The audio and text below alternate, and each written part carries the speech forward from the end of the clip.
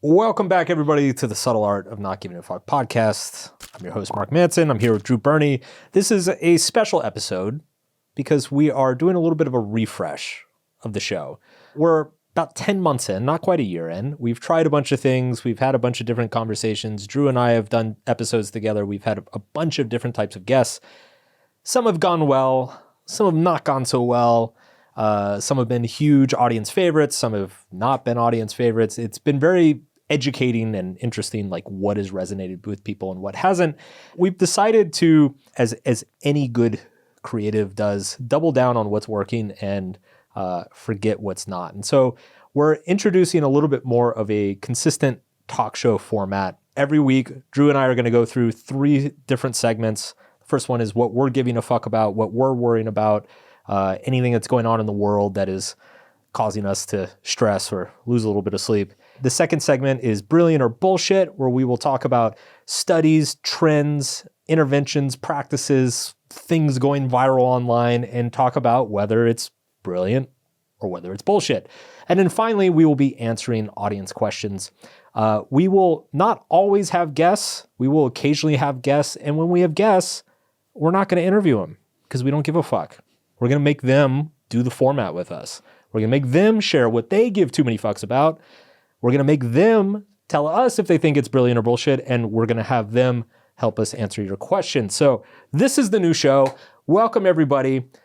We are on the forefront of fuckology here at the Fuck Podcast, and I'm excited to get into this. This feels like, I feel almost like the last year was like a beta test. You know, it's like we tried all the stuff all the other shows are trying. You know, there's a bunch of big podcasts in our space. You know, we gave everything a little bit of a test drive. We did the big long intro monologues. We did the big famous guests. We did like all the fancy shit. You know, at the end of the day, you kind of just learn that you have to go back to being yourself. Mm-hmm. Yes, we've learned a lot. We have. I feel like we have, don't you? Yeah.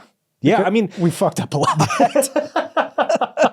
We've learned a lot the hard way. Yeah, right, like right. Just everything from like guest bookings to you know, prepping for an interview that like does not go the way you expect to, you know, it's given me a lot. I will say this, it's given me a lot more respect for the prep and interview skills of podcasters. Definitely. It's one of those things that looks simple from the outside, but you can spend days reading somebody's work and planning a conversation out, and then they sit down in front of you and it just goes completely off the rails in a completely different direction than you expected. So here we are. We're in a safe space, Drew. We've created a safe space for ourselves. It's the Subtle Art of Not Giving a Fuck podcast with your host, Mark Manson. Let's kick off this inaugural refresh episode. What are we giving too many fucks about this week? Self-improvement this week, Mark. Okay, we give a fuck about. Okay. Do you want to start that over?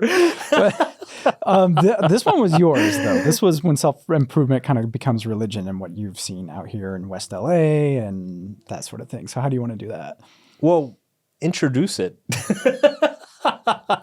Well, that's what I'm saying. This was yours. This was yours, Mark. I'm supposed to introduce it. Well, yeah. The fuck of the week, right? Oh, the fuck of the week. Okay. Maybe I should have looked at the outline before we started. Maybe I gave just one too many. You came to me the other day. You came to me the other day, and you said one thing I've just been grinding on me lately is just how everyone out here is obsessed with like self-improvement in ways that it creeps into their lives, and it affects everyone around them.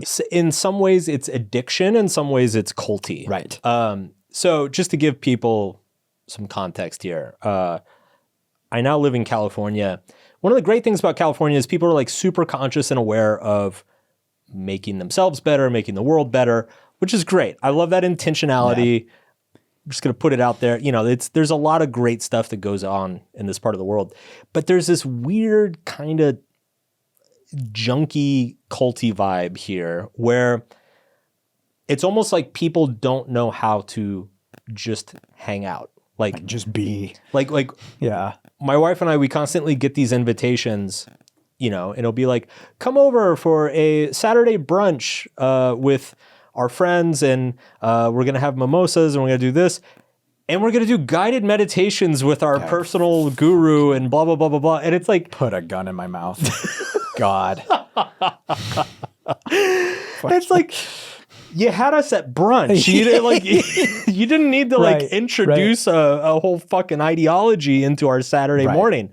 So that's... Set your intentions. That's gotten a little bit tiresome. And I think it's bugging me a lot because I'm in this industry.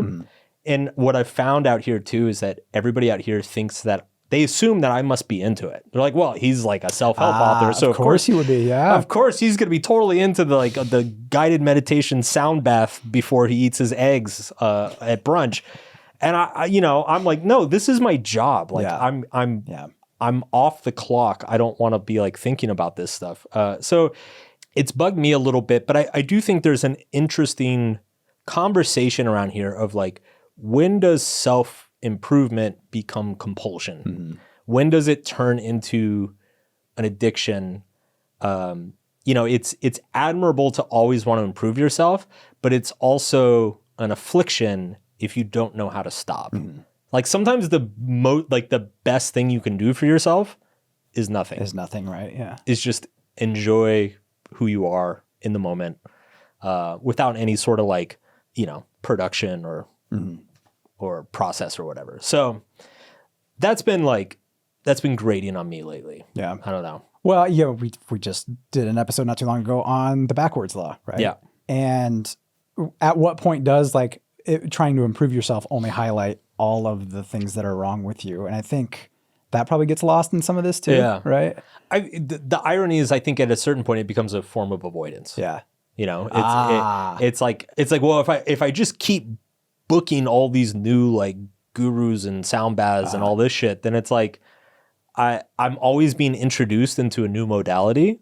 So I'm always learning a new modality. So I'm not actually responsible for changing anything in my life because I'm always there's this constant process of learning the new thing instead of just returning to your life and living and trying to integrate all the things you're learning into actually being a better person. So yeah, I don't know. It's a funny thing of I tend to write about self-help or self-improvement. It's not an intervention. It's not like steroids. It's not like, oh, you went to this seminar and now you're just going to get 40% more jacked than you would have otherwise.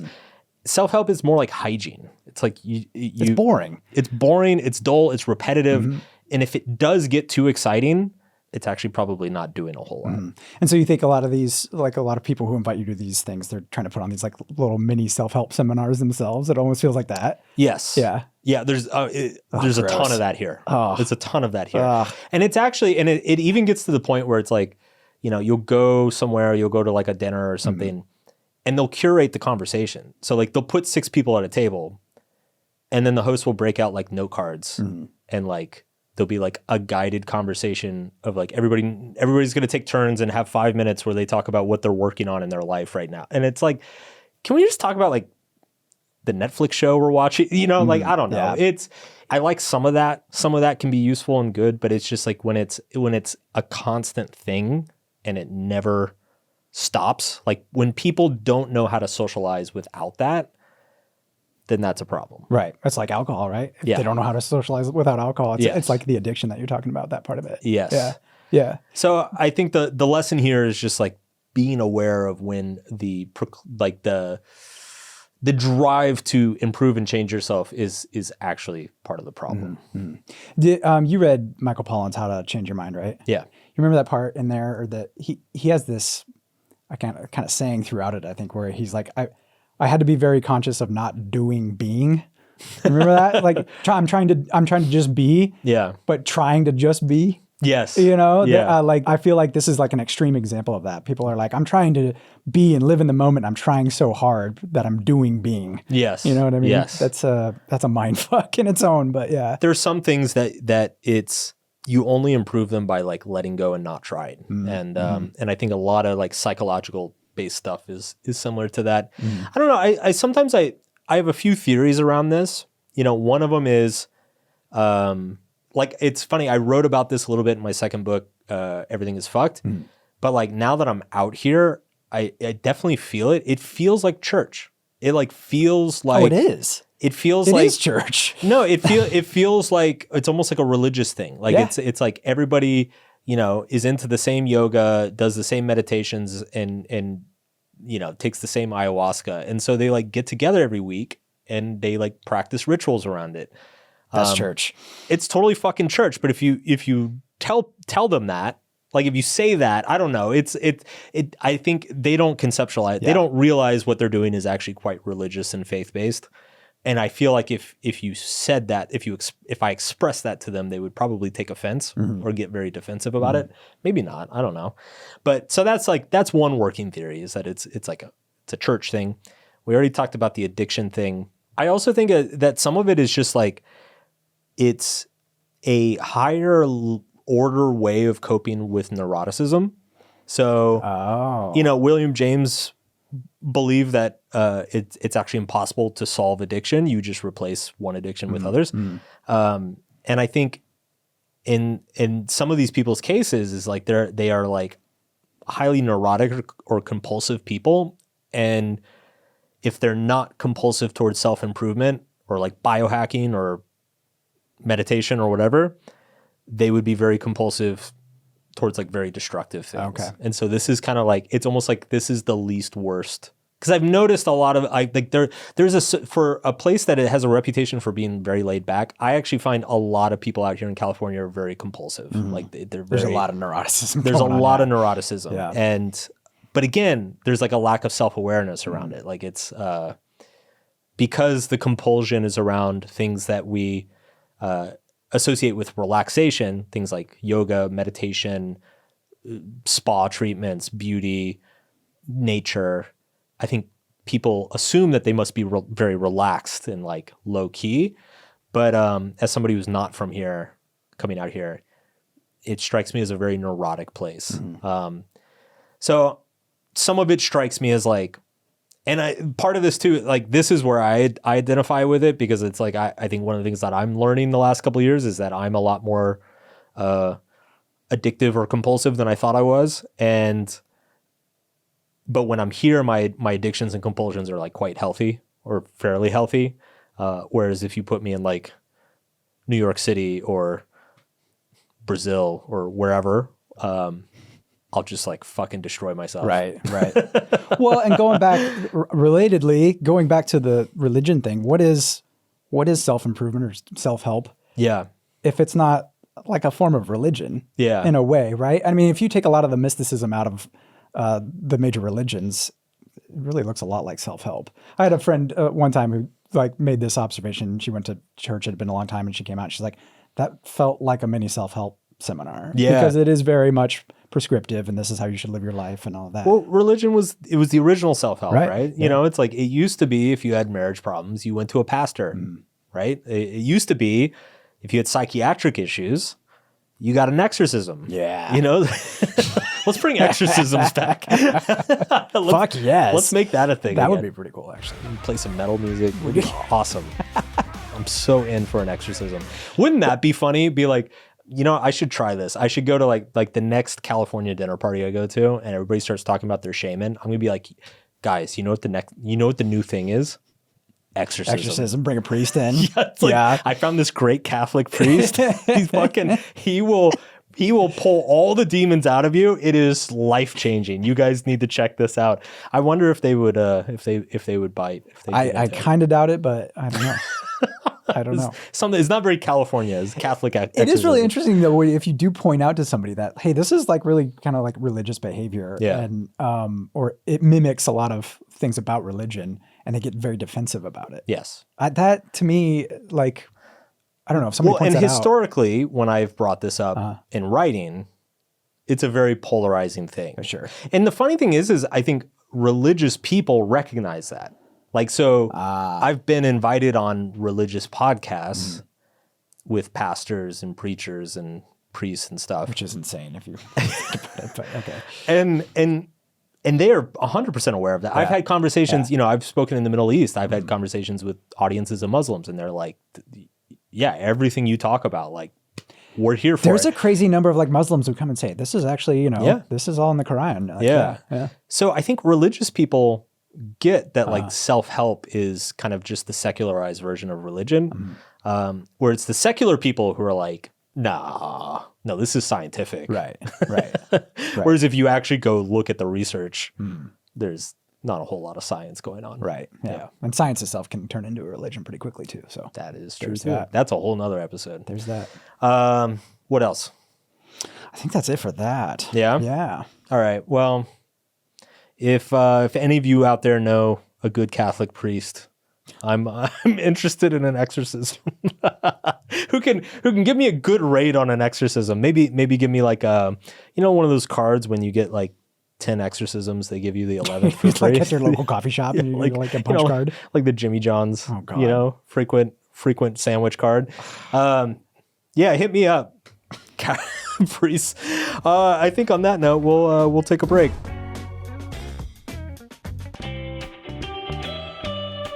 All right, it's time for brilliant or bullshit.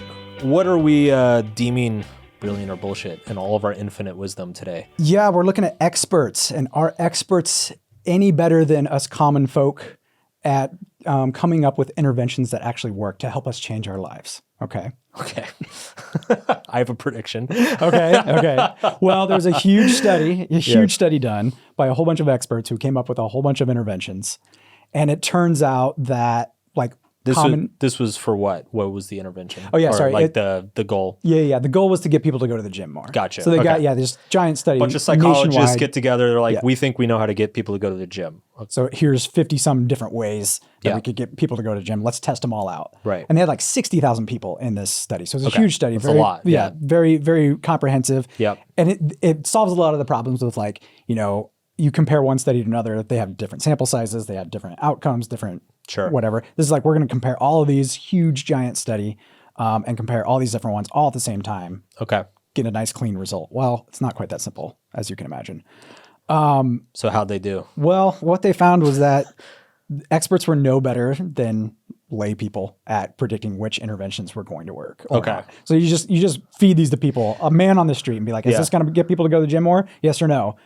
They're just as good as the experts at predicting which ones will work. So is this a case where the psychologists were, because you can frame this in two different ways. Okay. Would you frame it as the psychologists were just as bad as the average Joe at predicting what gets people to go to the gym? Or is it that the average Joe with his like folksy wisdom, common sense, is just as good as the expert? Like what was the hit rate on the predictions here? Was it abysmal, or was it just kind of like everybody's like, oh yeah, obviously that would make somebody go to the gym? Well, the hit rate, according to this study, the hit rate was about 45%. So just less than half of the interventions worked. Yeah, that's not very good. Right? So a coin toss, right? Sure. If you really dig into the data though, it's only like 4 of these interventions worked out of the 50, I think it was 54 interventions that they tried. Wow, that's depressing. Right. So it was. So basically, it's like the news gets worse, folks. It does. Yes. Like not only do like almost none of the interventions work, but experts were just as clueless as to what the fact that none of them worked as lay people were. As lay people were, yeah. So everybody was bad, basically. Okay. It wasn't like lay people were good and gotcha. Experts were bad or anything like that. Everybody was just bad at it. Yeah. And also worse than a coin flip. Yes. Much worse. Much worse. So not only bad, but like you could literally just flip a coin and you'd get better results. More or less, yeah. Yeah. Yeah. Oh my God, dude. Yeah. There were like these 4 things that they found. I love science. I just love science. Well, it's insane. What's crazy to me is that like they're billing this as, this mega study is great and this is how we should do all these. And it is. It's a very well done study, but it's like they missed the lead completely. They missed the actual takeaway, which was, oh my God, we're really bad at this. And it was one of the lead researchers on this is Angela Duckworth, too, like a big very well known person in behavioral intervention and psychology. And still, it blows my mind. We are 150 years into the field of psychology, and we are. Psychology was kind of a quack science, maybe its first 60, 70 years. But I mean, we're like, at this point, we're probably 60 years into like 60, 70 years into like very serious, well-funded psychology programs and research. And it blows my mind. I mean, and it's not just psychology either. Like you run into a similar thing in like nutrition and sociology and all the so-called softer sciences, criminology. It's just like we still have no fucking idea why things happen, why people do things and don't do other things. I'm curious, do you know the 4 interventions that actually had a really strong effect size? Yes, I got them right here. The one that worked the best, I think, was bonuses after messing up. So if the way they incentivize these people to go to the gym was I think they give them like an Amazon gift card and they would add money to the gift card if they, showed up or whatever. If they messed up, if they didn't go, they would give them a little bit of a bonus for going the next time and correcting the behavior, which I found very, very interesting. That is interesting. Yeah. Another one was just giving bigger incentives. Simply, that one's not a big surprise. Shocker. But you get a bigger incentive to go to the gym, more people will go. This was an interesting one too. Information about what's normal. So like telling people that the majority of Americans or wherever you are exercise frequently and that the rate is increasing. If you just tell people that, they're like, well, I'm gonna follow this trend, I guess, which was kind of interesting to me too. Yeah. Just kind of that social pressure, social proof. Yeah. Yeah. You want to be one of the cool kids. Yeah. Going to the gym. And then this last one was really interesting too. There was a framing the choice of a gain or a loss. So they told people they could either choose, you can start out with this much money and you'll lose as you fail to go, or you start out with nothing and you gain. Either one of those, as long as you just gave the person the choice on that and they picked which one they wanted, that actually had a noticeable effect on that, a significant effect on that, on gym attendance. So it didn't matter if it was which direction. Didn't matter. They had a choice. And I thought about this too. And I'm like, which one of those would I choose? I would choose give me all the money up front. And then I want to see it. I think I would too. I would go that way. I think I would too. I think that's more, the loss aversion and everything. I think that's more painful. Yeah, but so a whole lot of bullshit here. Well, the thing is, it was a really well done study. I just think what they learned from it was bullshit. Well, it's the irony here is I think the study itself is brilliant, but what the study shows is that there's a lot of bullshit. Yeah. Like we still don't know what the fuck we're doing. And like we've talked about this before on the podcast. Like I remember, I think 5 or 6 years ago, I got really curious of which modalities of therapy were the most effective for patients. And there's all these meta-analyses, like hundreds and hundreds of studies with thousands and tens of thousands of patients who have been tracked and all this stuff.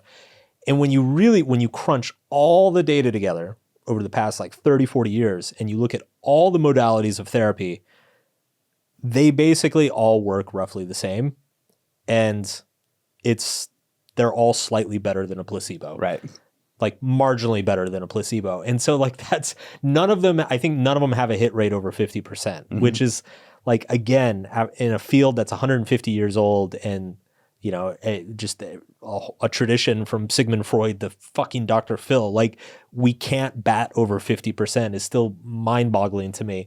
So this kind of reminds me of that, of just like everybody's kind of throwing shit at a wall and some people are able to throw nicer looking shit. And so they get, they get tenure and they get a best-selling book and, yeah. Like a TV show. But it's like ultimately, I do have to say the older I get and the more well researched and informed I am about this field, like the more I come to respect just like ancient timeless wisdom. Yeah. Shit that's been around for 2,000, 3,000 years, like because clearly that must have some value. Otherwise it wouldn't have survived for so long. Whereas a lot of the stuff, I've been in this industry long enough now to see a lot of quote unquote true psychological findings, be proven and disproven. So yeah, this is just another reason to stay skeptical, I think. Well, there was kind of a parallel in this study with the interventions that you're talking about. they had kind of two control groups in this. Yeah. This is kind of interesting and relevant. The original control group, they just gave them an Amazon card and filled it up. Yeah. Said, here you go nuts. That was it. Their baseline group, though, they gave them an Amazon gift card, and sent them reminders to go work out, and I think like a planner or something like that. That was their baseline. Just doing that alone was significantly better than the control group. Okay. So any intervention whatsoever, basically, is effective. Yeah. And this is one of the reasons why I think some of their conclusions were a little bit bullshit, was because they were comparing all these interventions to that original control group. Yeah. When really what they should have been doing, this is what Spencer Green pointed out on Twitter, what they should have been doing was comparing it to the baseline. Because we know that any intervention works. Literally just like a text message. A text message said, go to the gym. That like had a significant increase in getting people to go. Yeah. Not even incentivizing them. It's just, there was no incentive. They got the Amazon card just for like participation. They didn't get extra incentive. So this is where I can't help but bring it back to self-help, our industry, where people are spending tens of thousands of dollars on coaching, seminars, training, like all sorts of accountability systems. And at best, that's an incremental. Yeah, you're like 1%. That's taking, it's the 80. The thing that drives 80% of the result is like getting a text message and like buying a planner. Yeah.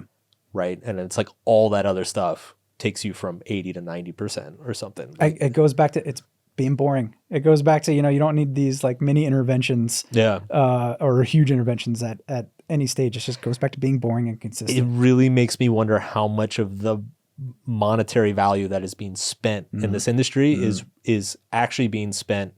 This comes back to the dinner party thing, right? It's actually being spent on something that makes you feel special, right? It feels really special having a high-end coach checking in on you, who's like made a personalized plan and is like got all these systems for you set up and is gonna like go stand in the gym with you and like watch your form and everything, and like that.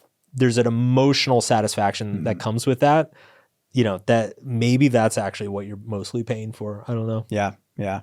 Well, and it just comes back to like these days, I'm just like, if it works for you, go for it. Yeah, whatever. Just do it. Yeah, fine. Whatever.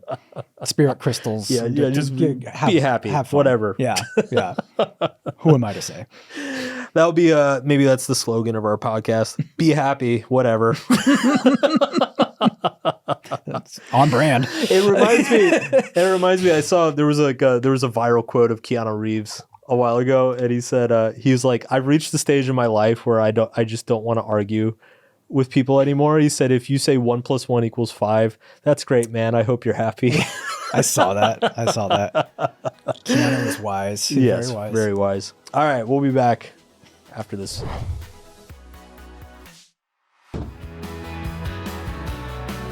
All right, we're back. What have we heard from the audience? Yeah, I got a couple of questions here. This one's from John, who submitted this on YouTube. And he asks, is there any popular life advice that consistently doesn't work for you or has failed you in important situations? Ooh. Yeah. That's a great question, John. So when I was younger, I tried a lot of the classic self-help shit. You went to some seminars and had a great time, back to the original point, had a great fucking time. Didn't really change a whole lot. The stuff that never really worked for me was the affirmations and the positive thinking. And I think it's just like, I always knew I was lying to myself. Like the fact that I felt like I had to tell myself that something was actually good, or that I'm great, I'm smart, and I'm brilliant, I'm attractive, all this stuff. Like the fact that I felt the need to say those things to myself would just remind me that I was lying to myself. Right. And so I actually found that stuff made me feel worse. And it actually made me more stressed and anxious than less. And it's funny because when I was young and immature, I was like, well, clearly I'm doing something wrong because, all these great famous people on Oprah like say this is how you do it. And it never really sat right with me.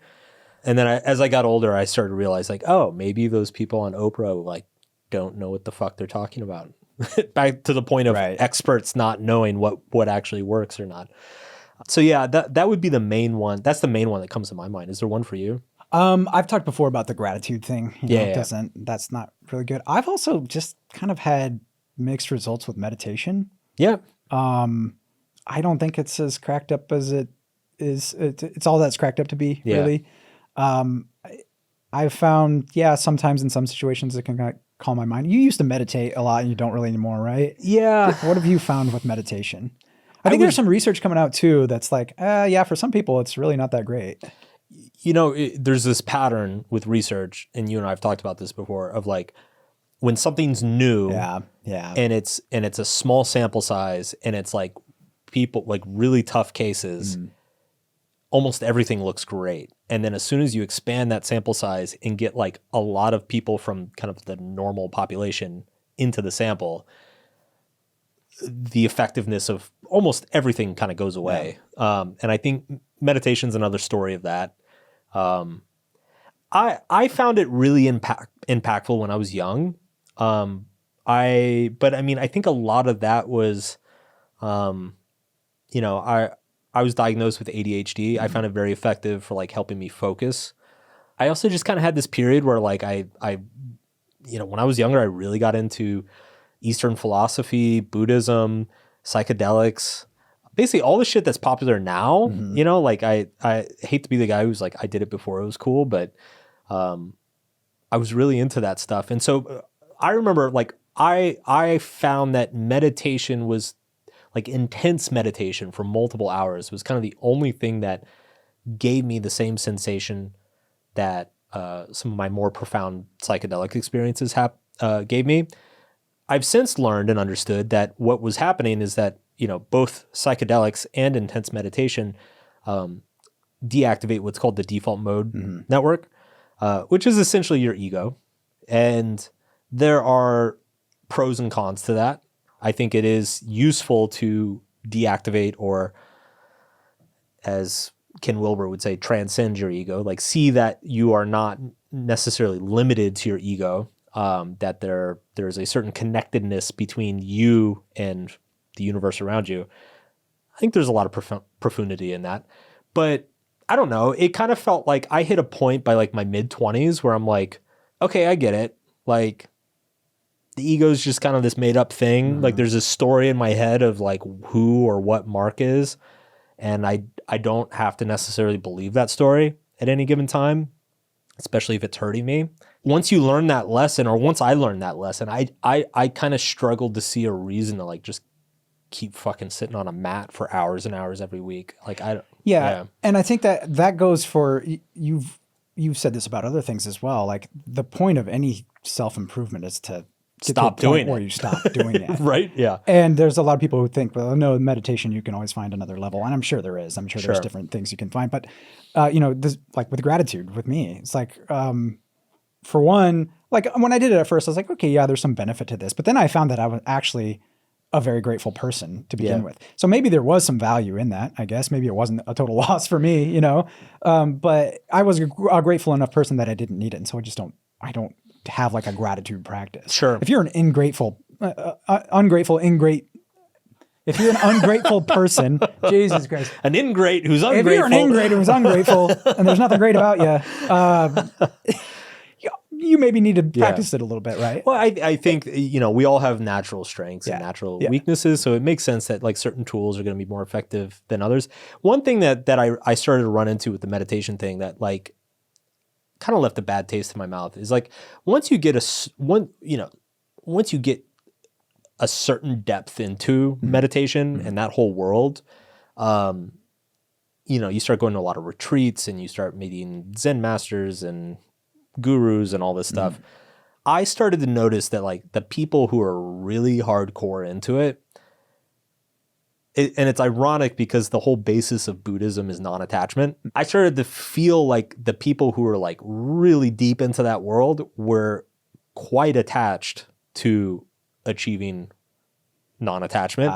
Right. Yeah. And I don't know, it just felt like a little bit contradictory. And I think at the end of the day, like you have to go live your life. Like you can't, for me personally, I found that at a certain point, sitting for hours and hours and hours in a quiet room was like just kind of another form of avoidance of of dealing with life. And that's not to say that that's true for everybody, but I found that true for myself. Right. And so I don't know, meditation, I dabble in it. Like I still kind of go back and forth. Like I'll go through phases where I do it a bunch again and it feels good. And, you know, I do think my brain is probably optimal on at least a small amount of meditation, but it's not really a priority these days. Okay. Yeah. Well, you said one thing Mm-hmm. Earlier that I want to bring up because I think there might be some subtext in this question about it. Okay. You said, you know, like if something didn't work for you, well, Oprah must be wrong or these people must be wrong, right? Oprah's definitely wrong. I think what happens is a lot of times people have the opposite reaction to that. I think that's not a very common reaction. Yeah. I think people say, oh, there's something wrong with me if this isn't working for me. Right? That's the default reaction. That's the default reaction. And it's for whatever reason, your brain works like, no, that maybe you're an asshole about these kind of things or something. I don't know. Yeah. I mean, I've definitely been maybe it's like my anti-authority streak or something. I don't know.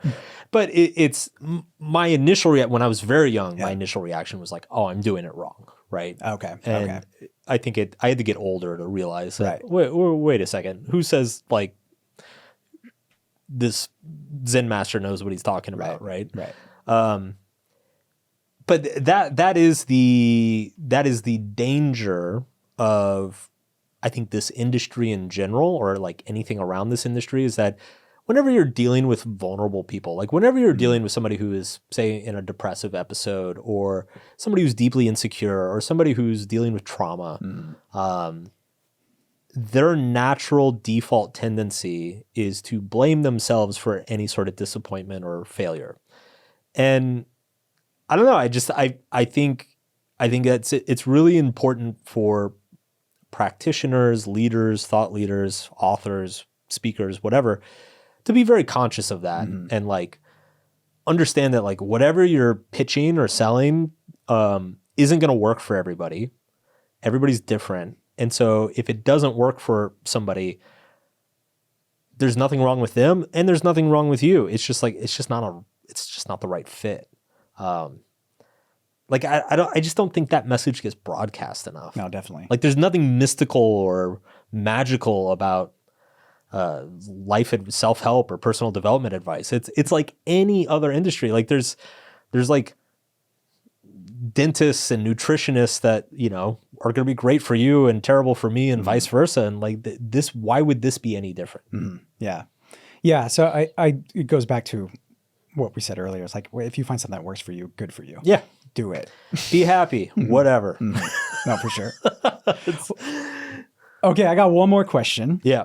This is from Arthur, also came from YouTube.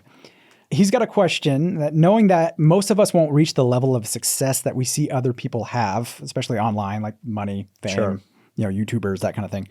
How do we reconcile this fact with our ambitions? I don't want to give up on my ambition, but I also don't want to be unhappy for not fulfilling it. I think this is a case of like just being careful of how you define success for yourself. Like you don't, just because you see somebody online and you maybe look up to that person or envy that person a little bit, like that doesn't necessarily mean that is success. I think what often gets lost, and this kind of comes back to like the central point of subtle art, is that it's easy to see somebody online or on TV or in the movies or something and be like, oh, that's success, I want that.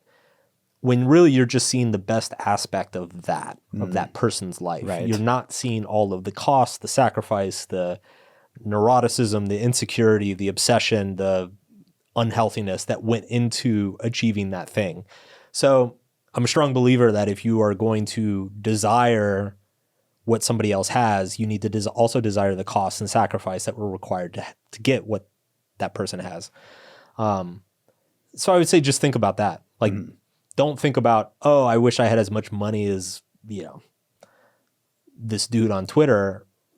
Ask yourself, do you wish you work as long and hard as this guy on Twitter? Do you wish you had the same dysfunctional relationships that this guy on Twitter has had? Like, there's like so many examples of like insanely successful people who are on their like fourth or fifth marriage, right?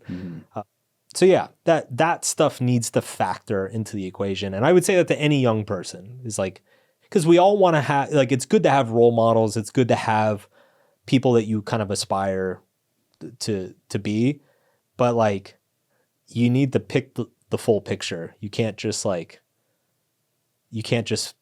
pick the best, the highlight reel and be like, I just want to have the highlight reel. I don't want to like actually give up anything. Right.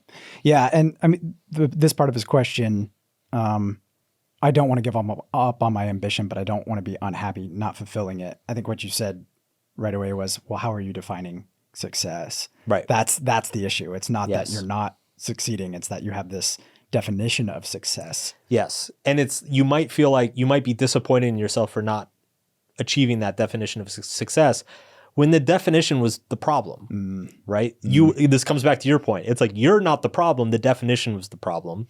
You chose a bad definition. And so you chose a definition that is not realistic or does not suit your talents, your strengths, your personality, your values, what actually makes you happy, your relationships. And so you need to like recalibrate your definition of success. The way that's phrased too, it's like, I would like, fuck ambition. Like, just focus on being slightly better than you were last month or last year. Like, it's nice to have like some kind of long-term vision or goal in your head of like, oh, this would be really cool to be here in 10 years.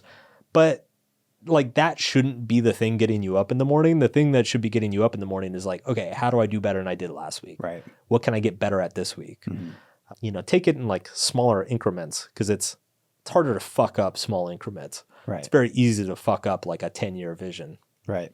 And it grounds you a lot more if you're looking right in front of you, right? Yes. Instead, you get lost in these big goals and they seem insurmountable, focusing on just, like you said, improving from yesterday. Yeah. For sure. Well, that's it for this episode. Tell us what you think about the new format. Like I said, Drew and I will be doing this every week.